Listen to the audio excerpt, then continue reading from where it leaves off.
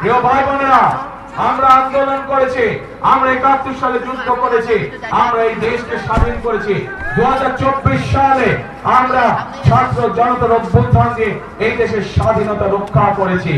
এখন আমাদেরকে দেশকে গঠন করতে হবে, এখন আমাদের এই দেশকে তৈরি করতে হবে, এই দেশের অর্থনীতিকে, এই দেশের গণতন্ত্রকে আমাদেরকে মজবুত করে গড়ে তুলতে হবে, যাতে এই দেশের মানুষের সামনে একটি নিরাপদ ভবিষ্যৎ তৈরি হতে পারে।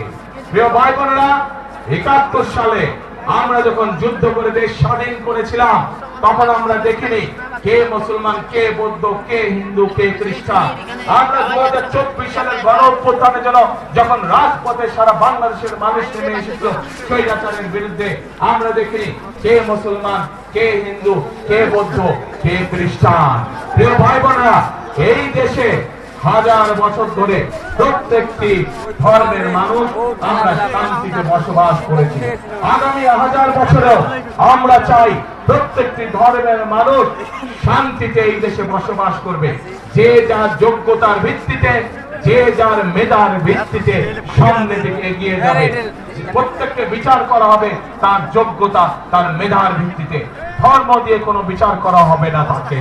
প্রিয় ভাই বোনেরা, সেই জন্য আসুন সেই রকম একটি বাংলাদেশ যদি গড়ে তুলতে হয়, তাহলে বিএনপি ইনশাআল্লাহ আপনাদের পাশে আছে। সেরকম একটি যদি বাংলাদেশ গড়ে তুলতে হয়, বিএনপিকে বাংলাদেশের জনগণ তাদের পাশে সকল সময় পাবে। কাজে আসুন আমরা আমাদের সেই প্রত্যাশিত বাংলাদেশকে গড়ে তোলার জন্য আজকে এই জনসভায় শপথ নেই। এই জনসভা হোক আমাদের সেই শপথের জনসভা, যেই জনসভায় আমরা শপথ নিব আমরা আগামী দিনে একটি নিরাপদ বাংলাদেশ গড়ে তুলব, যে বাংলাদেশ সকল ধর্ম মতের মানুষ একসাথে কাজ করবে, একসাথে দেশকে আমরা গড়ে তুলব। প্রিয় ভাই বোনেরা, পরিশেষে আমি এই এলাকার উন্নয়ন, এই বাংলাদেশের উন্নয়নের জন্য আপনাদের সকলের কাছে ধানের শীষের পক্ষে ভোট চাইয়ে যাচ্ছি আপনাদের কাছে। আমি কি আপনাদের সমর্থন পেতে পারি প্রিয় ভাই বোনেরা? ইনশাআল্লাহ।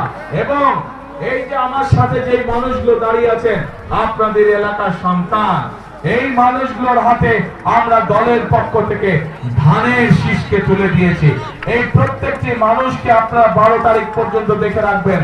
১২ তারিখে এরা নির্বাচিত হলে পরে তাদের দায়িত্ব হবে ২৪ ঘন্টা আপনাদেরকে দেখে রাখা, এই এলাকাকে দেখে রাখা, এই এলাকার মানুষকে দেখে রাখা। আমি কি এই মানুষগুলোকে আপনাদের হাতে দিয়ে যেতে পারি? ইনশাআল্লাহ।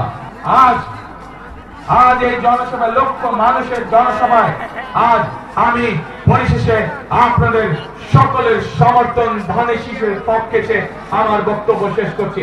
ইনশাআল্লাহ আগেও যেমন আমাকে পেয়েছেন আপনাদের পাশে, ইনশাআল্লাহ ভবিষ্যতেও পাবেন আমাকে আপনাদের পাশে।